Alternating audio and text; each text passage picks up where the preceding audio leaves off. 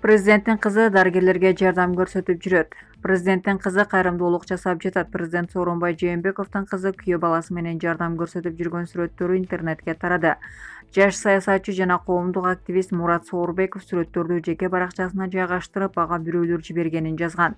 Менин личкама президент Сооронбай Жээнбековдун кызы жана күйөө баласы волонтерлук кылып, COVID-19 дарыланып жаткан ооруканалардагы врачтарга тамак аш таратып жүргөн сүрөттөрүн жибериштир. Чындап эле сүрөттө президенттин кызы менен күйөө баласы өздөрүнүн машинасын минип алышып, жакшы үлгү көргөзүп жүрүшкөн экен.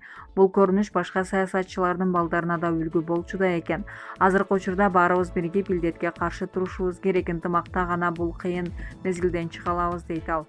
Булак элдик медиа.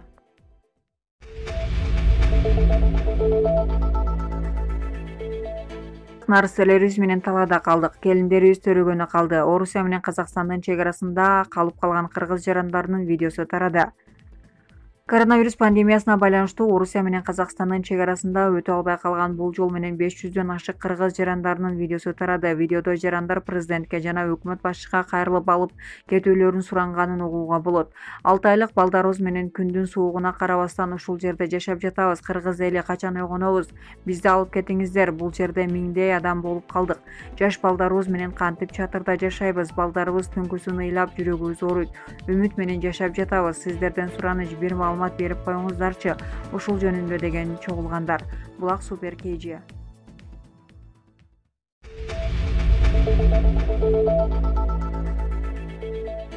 Кырдаалга байланыштуу Бишкектеги Алтын Казык жаңы конушунда түлөө өткөрүлдү. Кечээ 24-жылда Бишкек шаарынын Алтын Казык жаңы конушундагы Жаннат мечитинде имамдын демилгеси менен кичи баш жандык союлуп түлөө өткөрүлдү. Бул тууралуу муфтияттан билдиришти.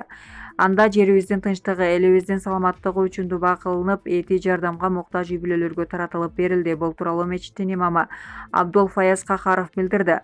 Учурда пандемияда бүтүндөй жер жүзүнө, анын ичинде Кыргыз өлкөсүнө тараган аты жаман вирус батыраак элибизден узак болсун деген тилек менен кан чыгардык. Аллах Таалам түлөөбүздү кабыл кылсын, ар бир мусулманга сак саламат өмүр сүрүү насип эткен болсун, деди Абдулфаяз Кахаров.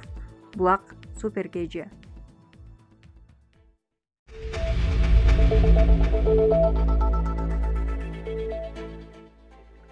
Маркум Азимжан Аскаров номер 47 түзөтүү колониясында дарылануудан баш тарткан.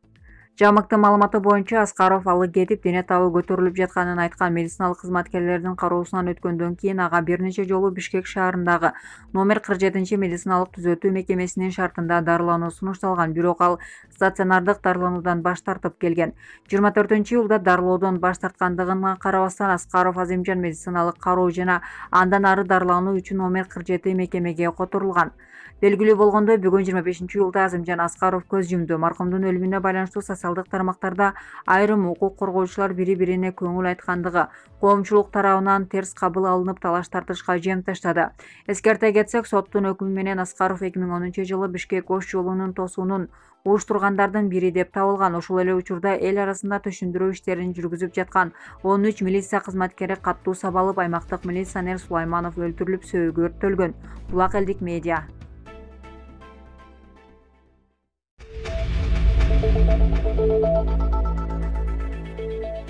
Баткенде ири өрт кырсыгы катталды. Баткен шаарынын Сыдыков көчөсүндөгү турак үйлөрдүн биринде ири өрт кырсыгы катталды. Бул тууралуу УКМКнын басма сөз кызматынан билдиришти. Ага ылайык өрт кырсыгы тууралуу маалымат кечээ 24-июлда саат 21:53 түшкөн. Анда жыгач устунду шифер жабылган сарайдын 720 чарчы метр чатыры жана 1500 түк чөп күйгөн. Өрт электр чубалгандыгынан кыска чыңалуусунан улам келип чыккан. Өрттү өчүрүүгө 2 бөлүм тартылган жана өрттөн жабыркагандар катталган жок. Булак Супер KG.